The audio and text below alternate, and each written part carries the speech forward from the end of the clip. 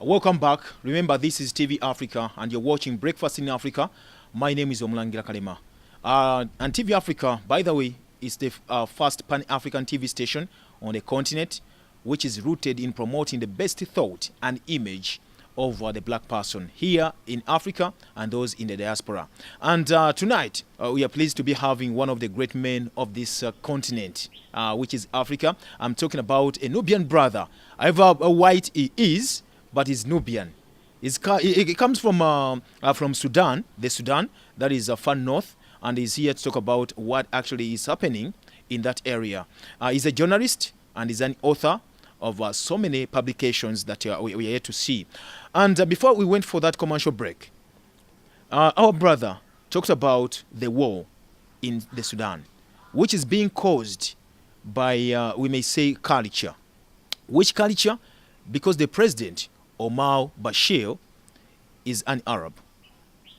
He is also a Muslim, for this matter. Many people here in Uganda, our brothers and sisters who are Muslims, believe that this war is actually being caused by some factors outside the box. But the brother is here to tell us that and to answer some of your questions. Yes, Brother Taji. First of all, we would like to know, there is the war is about culture in Sudan, where Omar Bashir is the president. Is Muslim. You are also Muslim. But you're saying the president is actually fighting like his own religion. Like in terms of religion, he has the same religion like you. But you're saying he's killing your people. What's happening that side? Actually, I would like to take this chance to talk especially to my brother and sister, the Muslims, everywhere, especially here in Uganda. I believe some Muslims, they think that Omar al-Bashir, he's a good man because he is Muslim and this and that. I want to tell you frankly from my heart, I am Muslim like you. But believe me, Omar al-Bashir, he doesn't obey Islam. Actually, he's using Islam to kill his people in Sudan, to be a governor for all. I want to say simply, as I believe, there is two messages in Islam. Both of them, it comes to the Prophet Muhammad. But there is a message that can accept the others, that accept culture, accept religion. Even they can say, you can find, I know, Muslims, they know that there is some face saying that you have the right to believe in whatever is. But there is another message. Omar Bashir is using this message. The other message which is forcing the other not to be Muslims. We have to be very clear. Wait a minute. Omar Bashir is using Islam to kill Muslims. Yes, just using Islam because some people, when he's saying that he is using religion and Islam, that means having the right. Yeah. Because if you are against him, even is in political side, that means you are against the religion or against Allah. He said like this to the people, not he's saying that these people against me because I am bad, I am doing corruption or killing the people. Yeah. So he's using Islam. People supposed to know that. I want to tell you here, maybe nobody knows. In 2008, in Khartoum, the capital, state only, about 45,000 women whipped like this in front of the people. Wow. Because of what? Because of their dress. Nobody can believe that dress if she's driving trouser or at least a little skirt down their like legs. It is not very even, not bad looking like that. 45,000 women, most of them from the marginalized areas like Nuba Mountain, south of Sudan, or even Darfur, because most of these people are poor. You see, so what we are expecting if now 45,000 women had been whipped on all the Khartoum in 1 year? That means the South people, they have the right to separate it because they don't find themselves. Even we have, as African, we have our clauses, culture clauses. I hope and I believe that is the Sharia law, not so? Yes. So yes. He was punishing them because they were abrogating the Sharia law. They're actually putting down the law. Yeah. So that means it was right to punish them. Yeah. He believed on that. But as I told you, there is two levels, or there is two messages in Islam.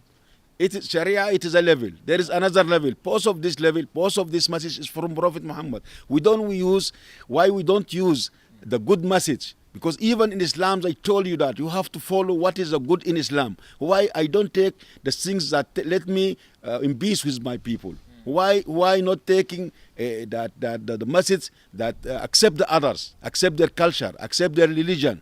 Why I'm using that one?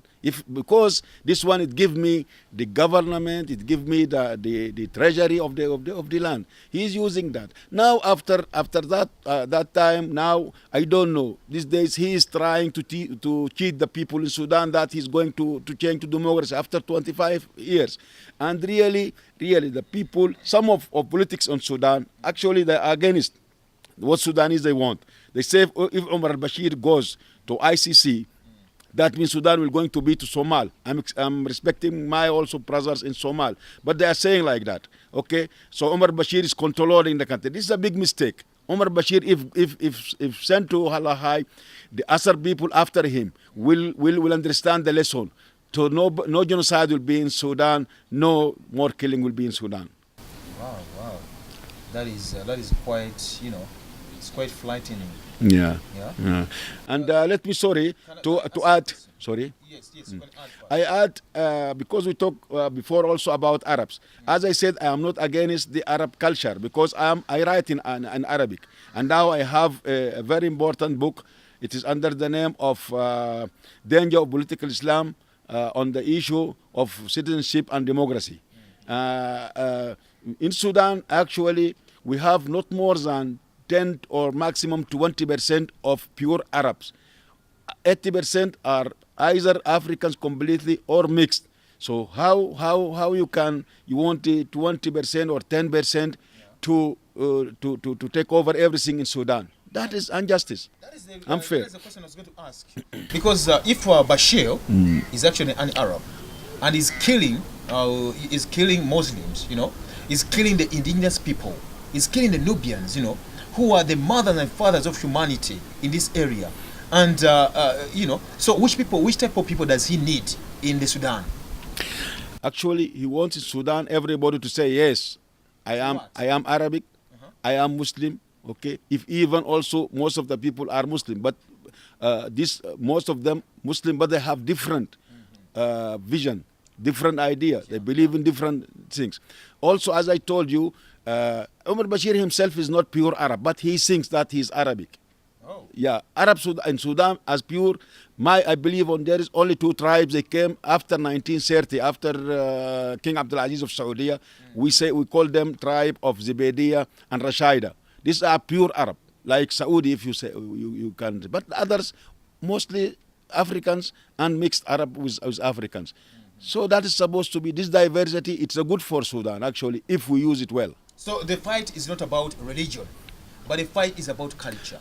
Because when we say Arabism, that is culture, right? Then Islam, that is a religion. So what does he want? For him, he doesn't want religion. He just wants to convert each and everyone to be Arab. Yes. That is his motive. Actually, as you said about culture, about to force the people to pay whatever he wants. What he wants. Actually, because you cannot believe, as I know some people, they don't know. If we say now in the south of Sudan, most of the people are Christian. But what about Darfur? In Darfur, before we don't know anybody non-Muslim, 100% Muslim. So even he killed the people of Darfur. So that means he is against the culture. He is against the people if they want their rights. But he is using Islam for that. Where is he getting the money? Where is he getting the funding? As I told you, Sudan is very rich. Where is the money now of this petroleum? Where is it? Sudan before, one of the biggest agriculture in Africa. Where is this money? And even any assistance coming from the Arab country before, now I think they understand al-Bashir because this time they don't help him. So the economic in Sudan now is very bad. It's very worse. Before any money is going for war, is going for killing people. That is... As a senior journalist, as an author, according to you, what could be, when you look at, for example, the system in the Sudan, what message can you give to the president himself, to the people in the government themselves? I'm talking about the ministers, the members of parliament, in order to bring back the system, to put in order again in Sudan.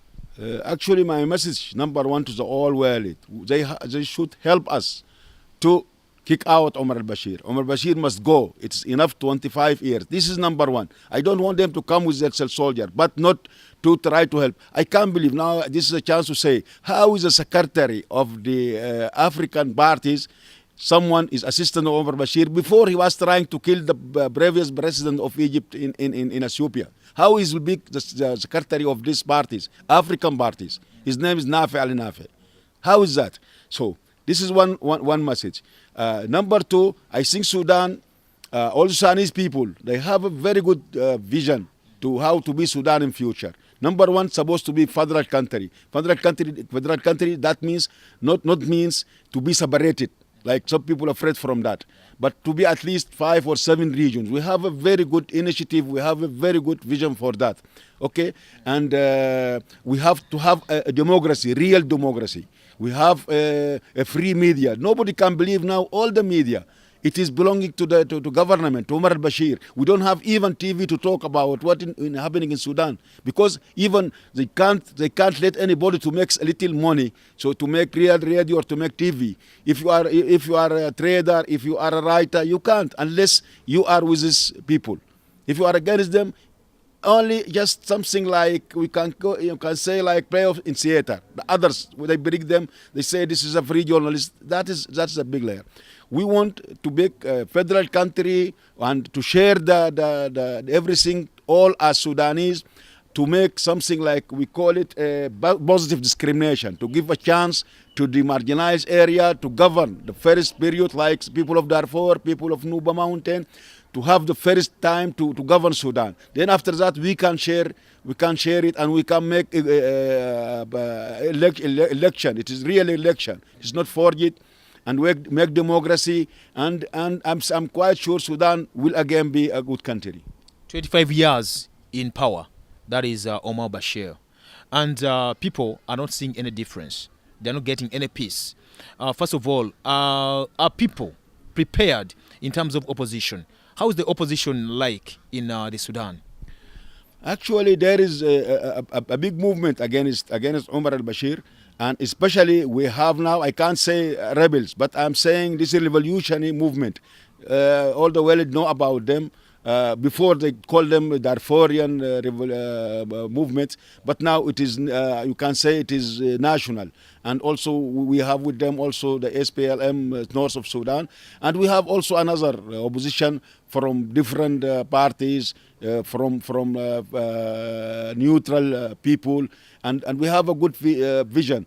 Sudan before, they don't like killing, but now they have seen the killing every day. I'm afraid that seems to be easy, and we can see association in future. I don't want to see that, and also nobody knows in Sudan. If any movement, if like protesters going out the street, they will kill them. They killed in last September 200 persons in Khartoum, and even more than that, more bad than that. It is they robbing men, not women, in the prisons. You see, for all the world is supposed to know that, and just to help us with to reflect what actually happened in Sudan. And I'm expecting in the very near future. The system will change, but we would like it to change without violence, without more killing. Okay. So as we're waiting for the system to change for the better, of course, our brothers and sisters in the Sudan need not only prayers, but need action. It is you to change this country for the better. Ladies and gentlemen, the Sudan cannot be peaceful minus Southern Sudan being peaceful. What is the relationship between the two? How was it before and how is it now? All that after the break. This is Breakfast in Africa.